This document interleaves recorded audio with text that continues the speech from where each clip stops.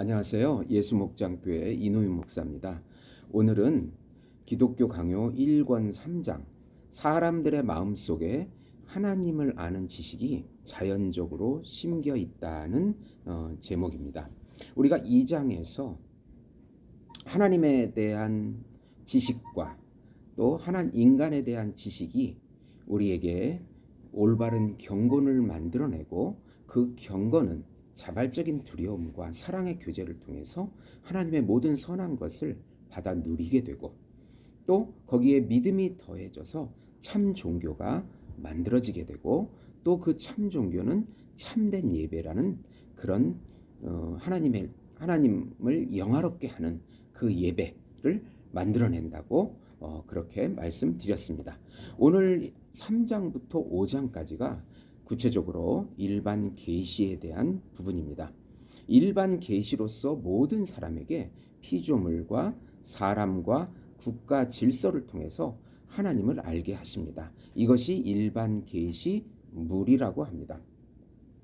1절에 보시면 우리 안에 자연적으로 부여된 신성에 대한 의식이 있다는 것입니다. 우리가 논쟁의 여지가 없다고 전제하는 것은 사람들의 마음 안에 그리고 실로 자연적 본능처럼 신성에 대한 의식이 내재해 있다는 사실이다. 하나님은 무지를 핑계 삼아 도망치는 자가 없도록 자기의 신적 능력에 관한 어떤 지성을 모두에게 친히 넣어주셨다. 그리고 그것에 대한 기억을 끊임없이 새롭게 하시면서 계속해서 새로운 방울들을 떨어뜨려 주신다. 그리하여 모든 사람은 하나님이 한 분으로 계시고 그가 우주적 창조주라는 것을 알게 된다. 그러므로 그들이 그를 경배하지도 않고 그의 뜻을 따라서 삶을 거룩하게도 하지 않으면 그들은 바로 자기들의 증언으로 유죄 판결을 받는 것이다. 라고 칼빈이 말하고 있습니다. 그러니까 좀 하나님께서 일반 계시물, 피조물과 사람, 국가 질서 가운데 하나님을 알게 하시는데 동물과 달리 인간에게는 신성에 대한 의식과 종교에 대한 씨앗과 양심이라는 것을 주셔서 그것을 그 피조물 속에서 하나님을 느끼고 알도록 창조하셨다는 것입니다. 동물에게는 영혼이 없고 이런 종교에 대한 씨앗이 없고 신성에 대한 의식이 없고 양심이 없습니다. 네.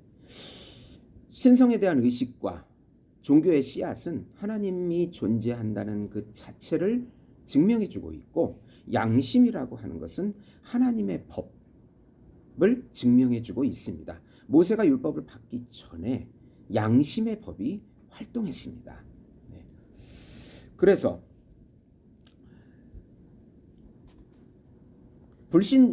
불신자들이 우상 숭배를 통해서 하나님을 부인하면서도 하나님께 예배하지도 않으면서도 우상을 숭배한다는 그 자체는 신성에 대한 가장 강력한 인상이 존재한다는 것을 알 수 있다는 것입니다. 본성의 정서가 확실히 깨트려지는 것은 바로 사람이 하나님을 경배하기 위하여 본성적인 거만함에서 멀리 떨어져서 가장 낮은 데로 향할 때이다. 그러니까 칼빈은 신성에 대한 강력한 인상과 또 그 불신자들이 거부하고 있는 그 본성의 정서가 이렇게 맞물려 싸우고 있다고 그렇게 말하고 있는 것입니다. 그래서 이런 본성의 정서가 깨질 때 하나님을 만나게 되는 것입니다. 두 번째로는 하나님을 거부하는 자나 우상 숭배자도 하나님을 아는 지식이 없지 않다고 말하고 있습니다. 가이우스 카리굴라라는 사람은 황제 숭배의 창조자인데 이 사람이 죽을 때 얼마나 비참하게 벌벌벌 떨면서 죽었는지 모른다고 그 예를 들고 있습니다. 또 레위기 26장 36절에 보시면 너희 남은 자들에게는 그 원수의 땅에서 내가 그들의 마음을 약하게 하리니 그들은 바람에 불린 잎사귀 소리에도 놀라 도망가기를 칼을 피하여 도망하듯 할 것이요 쫓는 자가 없어도 엎어질 것이라. 네. 도망치려 하면 할수록 더욱 강력하게 사람들의 양심을 때리는 그 신적인 어미의 보복이 아니라면 어디에서부터 이런 일이 일어나겠냐는 거죠. 사람들에게는 양심이 있어서 자기가 죄를 지으면 반드시 그 양심이 괴롭히기 시작한다는 것입니다. 모든 사람의 영혼에 하나님에 대한 어떤 개념이 항상 생생하게 작용한다는 것, 그것은 바로 불신자들 자체가 그것을 증거하고 있는 것입니다. 또 세 번째로는 하나님을 아는 지식을 부인하거나 거부하는 것은 창조 질서에 어긋나다는 것입니다. 저는 이 3장을 보면서 이렇게 비유하면 좋을 것 같습니다. 하나님께서 우리 안에 신성에 대한 의식과 종교의 씨앗과 양심이라는 어떤 칩을 집어넣어 주신 것입니다. 이것은 그 칩대로 본능적으로 움직이게 되어 있습니다.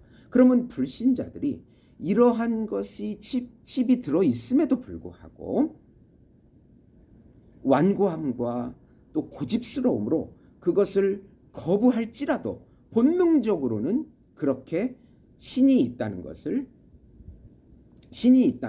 그런 생각과 삶의 방식이 나온다는 것입니다. 그래서 어떤 달궈진 철보다도 더 날카로운 양심이라는 벌레가 물어뜯고 있다. 그리고 칼빈은 양심에 대해서 은유적으로 그 벌레라는 말과 우리 안에 1000명의 증인이 있다. 이 두 가지 비유를 사용합니다. 오류들은 나이가 들수록 희미해지고 종교는 날이 갈수록 성장하며 발전한다고 키케로는 말했지만 나는 그렇게 말하지 않는다. 왜냐하면 조금 뒤에 언급되듯이 세상은 하나님을 아는 지식을 할 수 있는 한 떨어버리고 모든 수단을 동원하여 그에게 드리는 예배를 변질시키려고 노력하기 때문이다. 내가 말하고 싶은 것은 오직 이 점이다. 불경건한 자들은 하나님을 멸시하기 위하여 자기들의 영혼 속에 잠재하는 무모한 강팍함을 불러낸다. 그러나 그 강팍함이 사라지면 아주 사라지기를 바라던 것이 오히려 성하여 즉시 나타난다. 그것이 바로 신성에 대한 의식이다. 이로부터 우리는 이것은 학교에서 처음 배우게 되는 교리가 아니라고 결론 짓는다. 이것은 오히려 모태에서부터 각자가 자기에게 선생이 되는 교리이며 많은 사람들이 모든 신경을 집중하여 잊으려고 해도 본성 자체가 아무에게도 그것을 잊게끔 허용하지 않는 교리이다. 하나님께서 모든 사람에게 이런 신성에 대한 의식과 종교의 씨앗과 양심이라는 칩을 집어넣어 주셔서 그렇게 반응하도록 창조했다는 것입니다. 동물들보다 사람이 낫다는 것은 바로 영혼이 있다는 것인데 그 영혼 속에 바로 신성에 대한 의식과 종교의 씨앗과 양심이 들어 있다는 것입니다. 하나님께서 계시를 통해서 하나님을 알게 하시고 또 중보자 예수님과 연합되게 하시고 또 연합된 그들이 올바른 경건, 참된 경건으로 나아가는 예배드리는 삶을 살게 되는 것입니다.